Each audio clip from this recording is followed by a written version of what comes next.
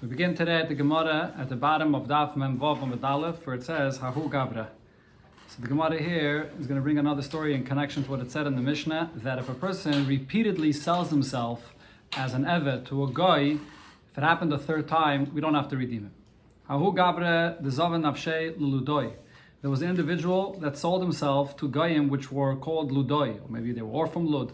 But the point is that it's a nation, Rashi says, that were cannibals. So this person was really in danger. So he came to Rabami Amalei, and he says to him, Pirkon, redeem me. So Amar, Rabami said, the Bach takes out the word, Rabami says, and he was speaking to the other Talmidei Chachamim that were there. So let's see. Tanan, in our Mishnah we learned, a person that sells himself or his children to Goyim, we don't redeem him. Aval paidim es abanim. But we do redeem the children, and he explained why do we redeem the children. And the Bach here asked that it said in our Mishnah we redeem the children la'acha misas avien, after the father passed away, mishom kilkula, because we're concerned about a kilkul. What kilkul is this referring to? So Rashi says that children will get assimilated amongst the Goyim. And Rashi adds, as long as the father is alive, so then the father will teach them and take care of them that they should not get assimilated. But after the father passes away, so we have to redeem him. So now, who is this Rabami? So Rabami says, so true, usually we don't have to redeem a person that repeatedly sells himself to a guy. And here, this person apparently wasn't the first time that this happened to him. So really, he should not have to be redeemed. But he said, look, if when they get to the Banim, we're concerned about a kilkul, if so, definitely over here, we should have to redeem him, the ikeketala, because he's in danger, that they're going to kill him. Because these were people that were oichle b'nei adam. That's what Rashi calls it. Okay, so Amrulei Rabbana, the Rabami, but Rabami said this to the Talmidei Chachamim there, and they answered him and said, Hi Yisrael Mummerhu. This individual is a Yisrael Mummer. Yisrael Mummer is a Yid that's on purpose not Shemetayro mitzvahs. The Kachazele, the Ka'achon Nevelis and Trefis. We saw that he eats Nevelis and Trefis, and therefore, such an individual, the halacha is that you don't have to save him. There's another lashon that's brought in other places, Meiridin v'loy mailin, so he doesn't deserve to be saved. Amalahu, so Rabami still said, but Eimelet the kachel. Perhaps when you saw him eating the velas and trefis, he wasn't doing it intentionally, despite. He was doing it, or in spite, that is, he was doing it just because atayva. So it's not something which is on the level of a real mummer that's rapikaitis and rebelling against Hashem. So he still does have to be redeemed. We see over here, Abami is trying his best to do whatever he can to convince everyone to chip in, to redeem him. But Amrulei, the Rabbana still said to him, we know that this person, he had meat that's mutter in front of him, and meat that's asr in front of him, and he didn't eat the one that's mutter, he eats the one that's asr. So that's a real mummer. That's a mummer lahachis. He's doing it in spite. So we can't redeem him. We don't have to redeem him.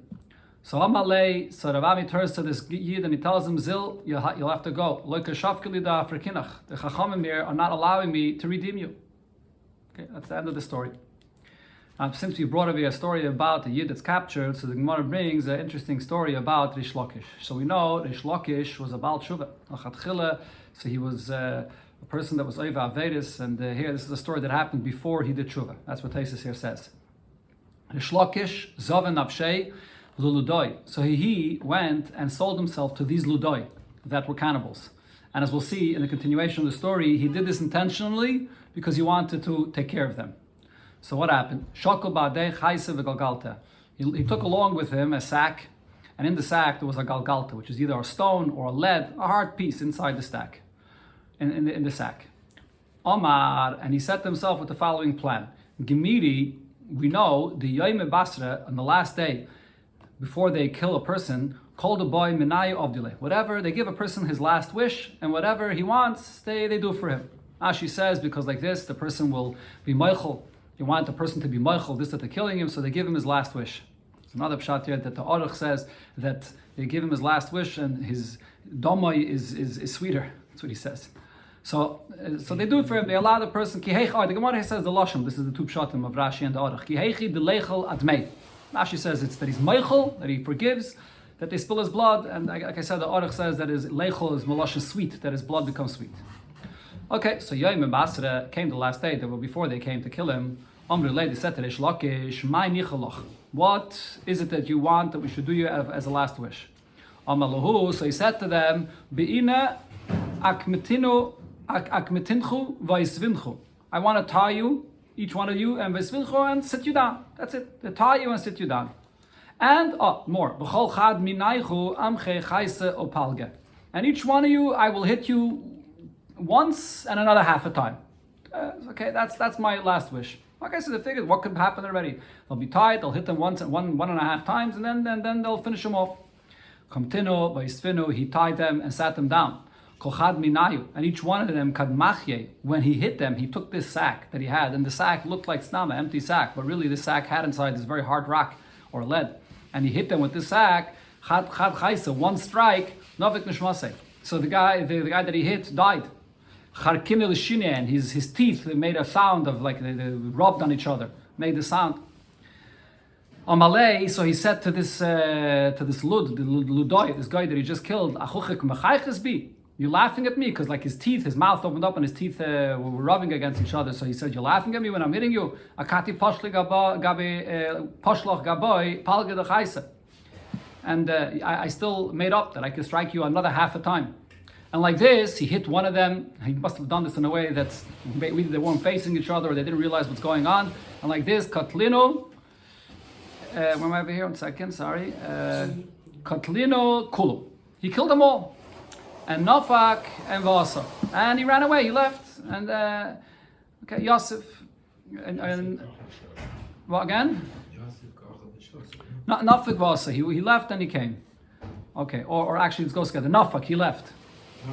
Nofak Vasa, sorry. Yeah, he left and he came. Okay, so this is basically, you see here, his plan was to take care of these guys, these Ludoi. Okay, now Yosef Ko'achol Vishasi. He was sitting, eating and drinking. So this is a separate Inyan. This is Bechlal saying, Rish Lakish's lifestyle, that whatever money he made, he wouldn't save for the next day. He would sit and eat and drink, bar chava, whatever. He used out his entire money of that day. And the next day he made other money. So this is what's the Seder. Amr lebrate, his daughter says to him, Lebayis midi lemizgale. You're eating and drinking here like this, and you're eating so much. What's with a pillow or something to lean on, as there was in those times? They would sit on couches and lean on something. You're sitting and eating, but you don't have a pillow to lean on. Amallah, so he says to her, Biti, my daughter, Kreisi Kari. My stomach is my pillow. I don't need a pillow. Nakinoch nafshe. When he passed away, Rish Lakish, Shavak kava de murike. So he only left in his possession 1 kav of murike, which I believe is sapphire. So Kara nafshe, and he said about himself, he was upset that he had this tiny bit left over from his possessions. And he said, Vazru la'cherim chelam. He's leaving his possessions for others, which is not a good thing, and he was upset that he left something. Because again, his seder was he would eat and finish everything he had on that day, and he didn't leave anything for the next day. Maybe it's in Petachin, whatever the pshat in this is. But over here regarding this last point, when he passed away, so the Marshav here brings a Gemara in Erevin that says that when a person passes away, he shouldn't be concerned about what he's leaving to his children, because the Eivusha takes care of that. So over here, he didn't want to leave anything for his children. Another pshat I saw, it says that Rish Lakish, before he did Shuvah, so he was a Ganev and he stole a lot of money. And this is Bamshach to what it said right before this in the story, that he had nothing of his own. He didn't have a pillow to sit on. Why? Because whatever he had, he gave away to pay back all those Ganevis that he stole. But now here, the last day before he passed away, he noticed that he still has this amount of sapphire, this murike, and he was upset that, why didn't I pay this back for someone that I stole money from?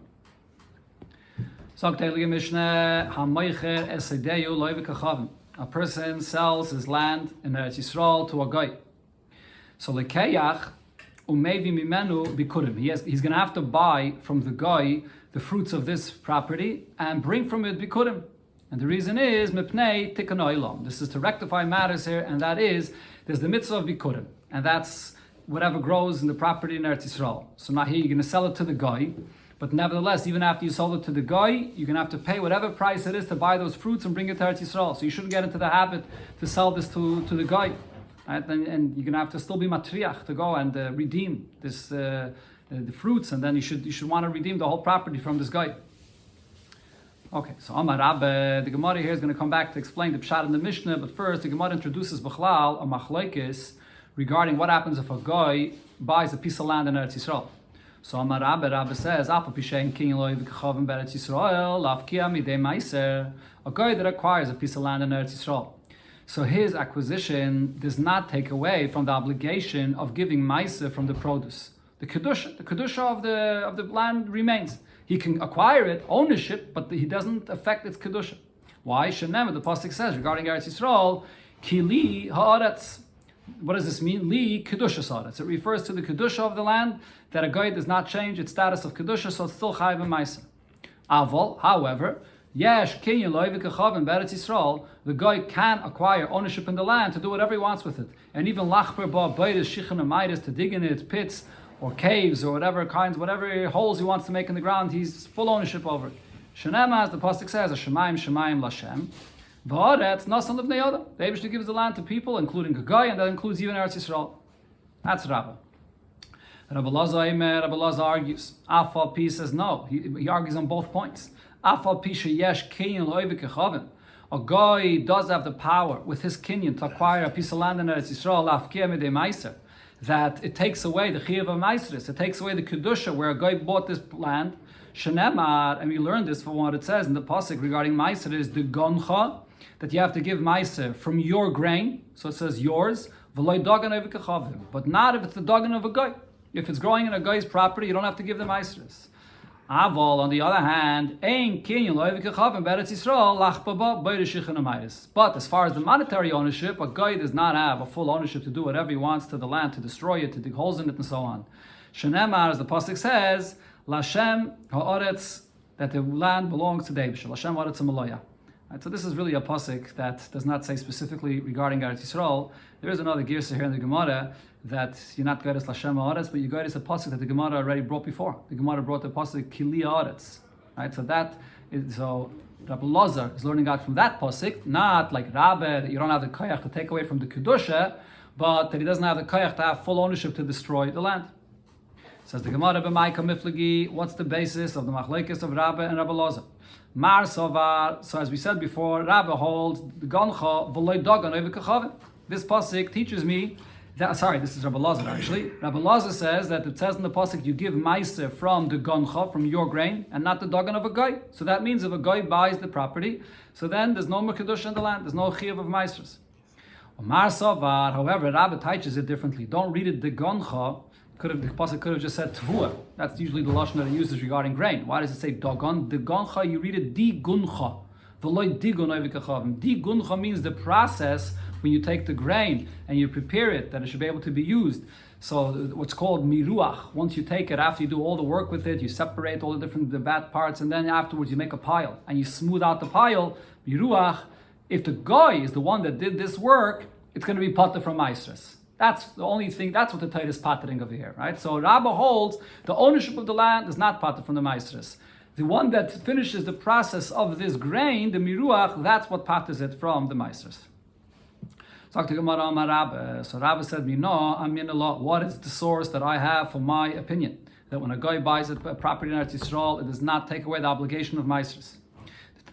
Because we learned in the Mishnah, it says as follows: Haleket v'ashikcha v'apeya shel ovik echavim.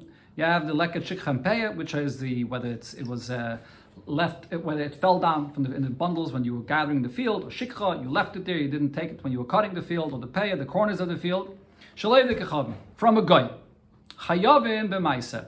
So this leket and shikcha and peya, you still have to give maiser from it. Ela imkein hifker. Unless you are mafker this leket shikcha peya, then you won't have to give maiser. So we have to understand exactly what this Mishnah is saying. Usually the halacha of leket shikcha peya is that there is no maisers for it. Leket shikcha and peya is the parts of the field that the Torah says that the owner has to be mafker, and aniyim, the poor people, take it. So there shouldn't be no maisers on this. But this Mishnah here says the leket shikcha and peya of a guy will be chayiv maisers unless you mafker it. So what exactly is this Mishnah talking about? Hey chidami, what's the case here? If you're going to say the case over here is the Yisrael, that this is a land that belongs to a Yid, and instead of a Yid, a poor person, to take this leket shikcha peya, a guy, maybe a poor guy, came and took the leket shikcha peya. So on that we're saying that if a guy took this leket shikcha peya, and then a Yid got it from this guy, so now the Yid is going to be chayiv to give maises from it unless the owner, the first owner, was mafkirit. But the question is, how could you say unless the first owner was mafkirit? Ella im kain hifker. You're saying that it's only going to be potter of maisris if the first owner is mafkirit. But a mafkirit v'kaimi. It's leket shik champeya. Leket shik champeya is hefker. It's made for the poor people and there is no maisris on it. So what does it mean that he has to be mafkirit? So Ella lav, the pshat over here must be, and this is the raya for Rabbe, the oivik kachavim. This is leket shik champeya in the property of a guy. V'lektinu Yisrael. And the Yid came and collected this leket shik champeya from this property. So what is that? Now what is this? Aniya Yisrael came and took it here from this property of the guy. So obviously the guy doesn't have this mitzvah to leave over the leket shik champeya. It's not hefker, right? So obviously it's not hefker. The Yid goes and takes it, and therefore what the Braisa is saying is taime, or the Mishnah rather, taime the hifker, only because the guy was mafkirit, or the Yid was mafkirit. So then it's going to be potter of maisris. Holoi hifker chayev. But if you're not going to be mafker this leket shik champeya, it's not hefker. The guy is not chayev to give this, so it's not hefker on its own. So chayev, you would be chayev and maisris. So what are we talking about over here? It's the leket shikha and peya that grew in the property of a guy. So we see over here that in the property, what grows in the property of a guy is still chayev and maisris. So this is the raya to Rabba. So the Gemara says, loy, there's no raya. Loy lo, we can go back to the previous pshat that we suggested, the Yisrael. Really, this is a property that belongs to a Yid. And it's a guy that went and took this leket shik champeya. You asked the question, but if it's a property of a Yid, it is hefker, because there's the mitzvah of leket shik champeya that you have the obligation to be mafkirid for a poor person, a Yid. So the answer is the mafkiriya daita di Yisrael. A Yid is being mafkir this leket shik champeya for who? For a Yid to go and be zoich in it. But that a guy should be zoich in it. Was he mafkir it for this purpose? And so that's exactly what this Mishnah is saying. Even though usually leket shik champeya is automatically hefker because the Yid is another Yid, a poor person is coming and being zoich in it, so you potter from maisris. But if a guy took the leket shik champeya, the Yid, the owner, was not mafkir for that sake, and therefore it's not hefker, and it'll be chayiv and maisris unless the original owner is mafkir. So there's no raya here to Rabba. Tashama, the Gemara brings another raya to this machlekes Yisrael shalokach sadem oivekacham. Raisa says a Yid bought a property from a guy. Actually, via shlish. So the produce growing in the field did not yet ripen a third, and then so while it was in the Yid's possession, it grew up to being ripe a third. And then he sold it back after he already grew a third, he sold it back to the guy. But in the Yid's possession, it grew a third. Chayev is b'maiseh, so it's going to be chayev b'maiseh, shekvar nischayva. Because the halach is, Rashi brings, you learn out, the Gemara in Rosh Hashanah says this regarding tevuah, regarding olive trees, that when it grows that amount, that it's a third ready, in the possession of the Yid, that's the time when it's chayiv and maisris. So once it was chayiv, when it grew in the possession of the Yid to that third, so once it's chayiv, it's chayiv. Says the Gemara, what do I see here clearly? Nischayiva in, that only because it became chayiv when it was in the possession of the Yid, when it grew a third, up to a third in his property, so therefore it's chayiv. Loin is chayiv loy, but if it wasn't in the possession of the Yid in that time when it grew ripe a third, then you would not be chayiv. So you clearly see that, like Rabbi Elazar says, that it becomes potter when it's in the possession of a guy. Answers the Gemara, hacha b'maya skinan. What this Braisa is speaking about is b'surya. We're speaking about a property in Surya because the maisris in Surya is only midrabanan. The Gemara explains, we had before a few times about Surya, the kesavar, this Tana holds kibush yachid. Surya, which was conquered by a yachid, which is by David HaMelech alone, without the rest of Klal Yisrael, lo yishmei kibush. It's not a proper conquering that it should become a chelik of Eretz Yisrael, and therefore midrabanan. This whole maisis is midrabanan. So over here, regarding this maisis midrabanan, if a guy acquires the property, it becomes totally potter. But in Eretz Yisrael, where it's chayiv and atayre, a guy buys the property, it doesn't potter it. Hoshema, Gemara brings another Braisa Yisrael, by Vikachavim Shalach Chusad B'Shutfas. Yidden, a guy bought a property in partnership in Eretz Yisrael. So what happens now? The produce that grows there, tevel v'chulin v'uravin zeh b'zeh. So this is tevel. This is part of the produce is chayiv and maisris. So before you give maisris, that's tevel, and the other part belongs to the guy, and it's chulin. So you have this produce here that's mixed tevel and chulin together. Divrei Rebbe. That's Rebbe's opinion. So Rashi explains what Rebbe is basically saying is that it's mixed together, and even if later this guy, the partners, the guy and the Yid, they split and they say, okay, so you're going to take this produce and I'm going to take this produce. So here, l'chayri, you could say the concept of yesh breira. Now that the Yid got his portion and the guy got his portion, retroactively it clarifies that what he got is what originally grew for him, and what the guy got grew for him. So now there's no mixture anymore. On that, Rabbi says no, ein breida, and therefore in every single kernel that grows here, it's mixed in truma and it's mixed in tevel, that is, and chulin. So therefore, what's going to be the halacha? What do you do with this? You're going to have to take maasros on it, but you can't take maasros from this on something else, which is for sure chayiv and maasros, because this is like a mixture. But you're going to have to take maasros from it itself, from one part of it on another part of it. That's Rebbe. Shimon Gamliel says, when they split the produce here, so what the guy gets will be potter, and what the Yid gets is chayiv. Why? Rav Shimon Gamliel says, yesh breida. Now retroactively it's clarified that this is what grew for the Yid, and this is what grew for the guy. Okay, so the Gemara says, what do we see here? What is the whole argument here? That Rav Shimon Gamliel says yesh breida, and the Tanakama Rebbe that is says ein breida.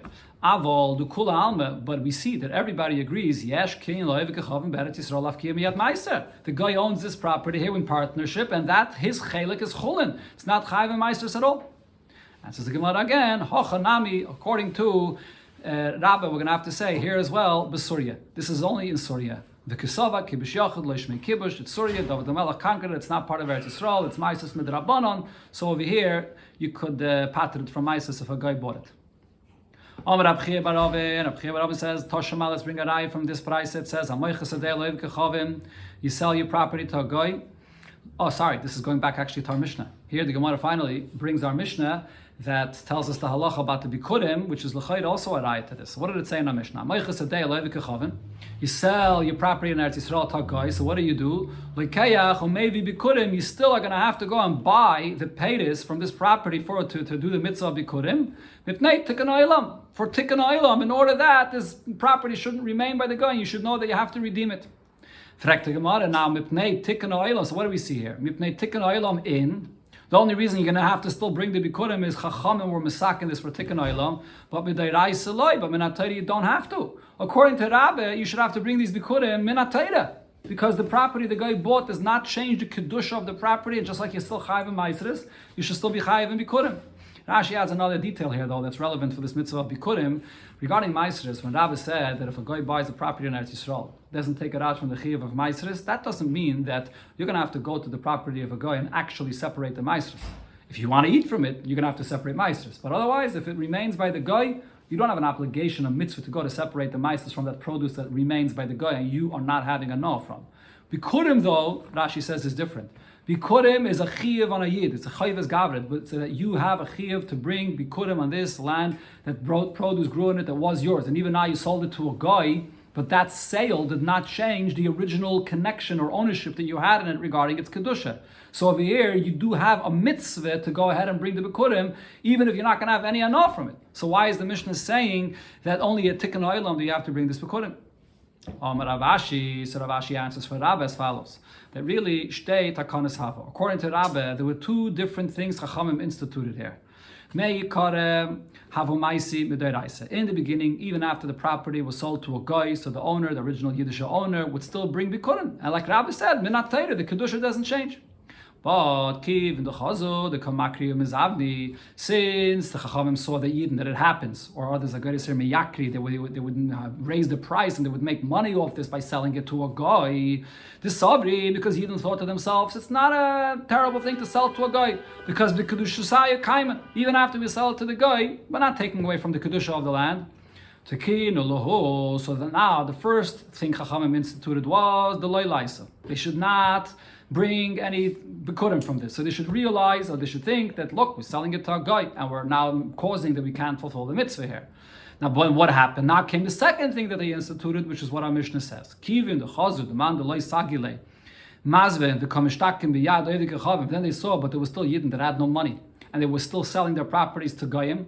And the property is just staying there by the guy, mishtakin it. It's getting stuck over there by the guy because you don't have to bring any bikurim from it. So that's it. The property stays there by the guy. So now, here's what our Mishnah says. Now, second thing they were misakin, the leiso, that even after you sell the property to the guy, that you should bring the bikurim. Okay, so this is the conclusion of this sugya. This comes up in Shas many times. So when a guy buys a property in Eretz Yisrael, there's a take away from the Kedusha of Eretz Yisrael or not. This is here the sugya of Rabba and Rabbi Lazar. Now the Gemara brings another machlekes. Itmer, we learned the machlekes hamaychas adeyu lepeiris. A person sells his property, and the buyer is not buying the property itself. He's only buying the rights for the fruits, that the fruits that grow on this property are his. Rabbi Yechanan says, maybe he can bring fruits from this property for bikurim v'kaira. And he could also read the psukim that when you ring the bikurim, it says there the psukim that you have to read. And in one of the psukim it says over there that you have to thank the Eibishter, Mireshis Priyadoma Ashen Asatali. You gave me this land. So even though he doesn't own the physical land, he only owns the fruits, maybe v'kaira. Shlokish says, maybe ve'ena kaira. He brings the bikurim, but he can't say this pasuk, the Nesatali. It's not his, it's only the peiros of his. So the Gemara explains, maybe the kaira, kinyan peiros, kinyan aguf. Dummy. The fact that you have the acquisition, the rights to eat the fruits from the property, so it's like you own the property itself. Because that's what the property basically is here for. I mean, for the fruits, so it's you have the ownership. So you could say Nasatali. Shlokish says, maybe ve'ena kaira. No, you bring the bikurim, but you can't say that pasuk because the Shlokish says, kinyan peiros, lav, kinyan haguf dami. The kinyan of the peiros is not equivalent to owning the actual property itself. It says in the Brayso as follows. Pasuk says, Ulu veisecha. This is by the mitzvah of bikurim. It says, V'samachta cholatov, ashenasn l'cha Hashem alekecha, Ulu veisecha. Able to give you and your house. What do we learn from this extra word, Ulu veisecha? Melamed, it teaches us, she'adam mevi bikurei ishtoi, v'kaire. A person can bring the bikurim of his wife and the fruits from the property that his wife brought into the marriage. That's what's called nichse malug. The nichse malug that she brings into the marriage, the guf of the property belongs to her, and the husband eats the peiros from it as long as they're married. And here we learn from Ulu veisecha that even though the husband only owns the peiros, he can bring and say the psukim of Nesatali. So this is a raya to what Rabbi Yechanan said. Amalei, Rish Lakish answers, Shani, Hossam, there it's different. It's Exeris HaKasav. The Chsiv, Ulu veisecha. The Torah clearly says Ulu veisecha. So Ulu veisecha is coming to tell me that he can read the psukim, even though he only owns the peiros. Places over here points out that the Emes says this whole thing that a husband gets the peiros from his wife's property is really only a takana midrabanan.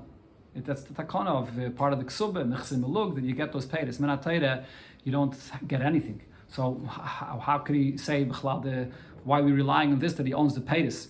Taisa says it must be that in those times the derech was, or the derech is, that a wife gives the peiros as a gift to her husband. So menatayra, the husband has rights to the fruits to eat them. But the Shlokish is still saying that over here, when it says Ulu veisecha, it's Exeris HaKasav. So l'chayra, what the Shlokish is saying is, even if theoretically the property and the fruits of the wife, the husband would have no ownership over it, it doesn't matter. The Torah says Ulu veisecha, that from the peiros of your wife, the husband could bring and read the psukim as you do by bikurim. Okay, this is one version of how this question over here went. So it was Rabbi Yechanan that asked the question to the Shlokish. Another version is that it was Rish Lakish that asked the question to Rabbi Yechanan. It says in the pasuk, a person can bring the bikurim from the properties of his wife and read the psukim. So Hassam, so what's his question? What I see is Hassam udich. So Rish Lakish says, there, I need a special pasuk to teach me that the husband could read the psukim with the bikurim from his wife's property. Aval Balma, but I understand from this that otherwise, even though you have the ownership of the fruits, you can't read the psukim. So that was a question to Rabbi Yechanan. Rabbi Yechanan answered, no, I don't understand this pasuk of Ulu veisecha like this. Taime didi nami mehacha kamina.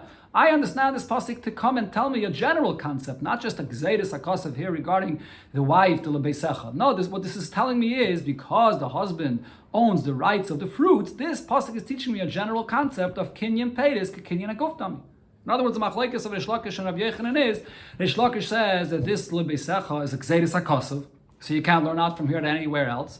And Rabbi Yechanan says, no, this pasuk is teaching me a concept that kinyan peiros is equivalent to kinyan aguf, so always you can read the psukim of the bikurim. Eisvei, the Gemara asks from a Brayso, it says, Hoya baba derech. Person was coming on the way to the Beis HaMikdash with bikurim, ubikurei ishtoi biyadai. The bikurim that he had was bikurim that was from his wife's properties. V'shama shemeisa ishtoi. And then he finds out that his wife passed away. maybe the kaida. So he could now bring the bikurim and read the psukim. What happens after a person's wife passes away? The husband inherits her. So what do we see from this? Now that she passed away, so now he inherits the entire property, the guf of the property as well, so therefore he can read the psukim.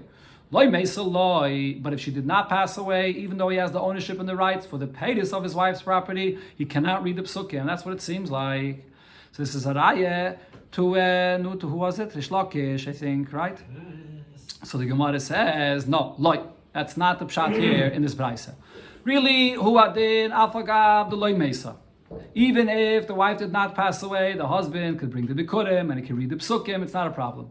Umesa itzrichle. But the brayse here is saying a chiddush regarding mesa when the wife passed away. Why? I would think ligzoy that there should be a gzeide, that this case should not get confused with the following case. Mishum the Rabbi Yossi bar Chanina, with the halacha that Rabbi Yossi bar Chanina said about bikurim. Rabbi Yossi bar Chanina says, Batzron, an owner of a property, so he cut off the fruits from the property, and the shogron the yad shliach, and he sent them with a shliach to bring to Beis Hamikdash for bikurim. Umeis shliach.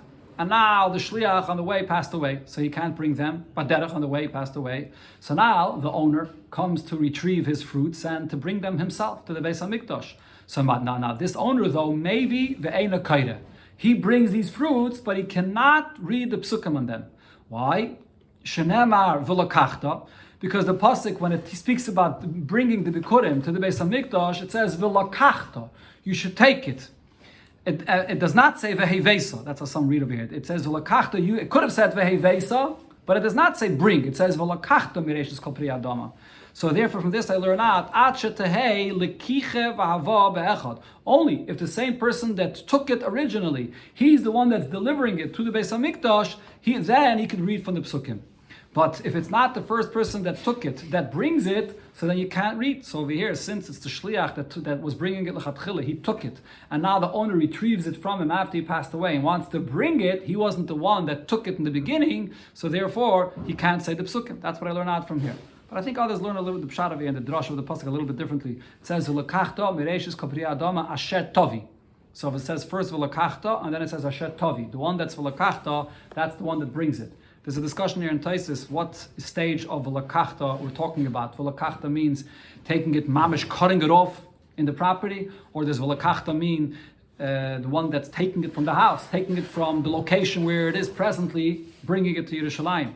Another thing Rashi points out over here, that this whole halacha of Rabbi Yossi bar Chanina is if the owner himself wants to retrieve these fruits to bring it after the shliach died. But if there would be another shliach that wants to take it in the place of this shliach, it's pashut that he can't say the psukim because a shliach could never say psukim. He can't say Hashem Asatali. It's not his property b'chlal. The shaila is, what happens if the owner retrieves it and now he says, oh, but I'm the owner. I can for sure say the psukim. I can thank the Eibush Hashem Asatali. So that's what Rabbi Yossi bar Chanina is saying is that he can't. Because he didn't bring it l'chatchila. He sent it first with a shliach. So now what's the Gemara saying? That I would think there should be a gzeira that over here, when a person is bringing the fruits of his wife, and then she passes away before it brings it to the Beis Hamikdash, it looks like a similar thing. The l'chatchila, he was bringing it for his wife, as a shliach for his wife. And later, now she passed away, so now it's his. So it looks like that it's not lakachta in the beginning. It wasn't yours in the beginning. I mean, the truth is, according to Rabbi Yochanan, it is his from the beginning. Because he has the right to the fruit, so it's a kinyan guf. But it looks similar to this case that Rabbi Yossi bar Chanina said that he didn't really do the proper l'kachta in the beginning. So maybe we should make a gzeira that if the wife passes away in the middle, you should not be able to say the psukim. Kamash malon, that's the chiddush of this brayse that you could say the psukim. So there's no raya over here against Rabbi Yochanan.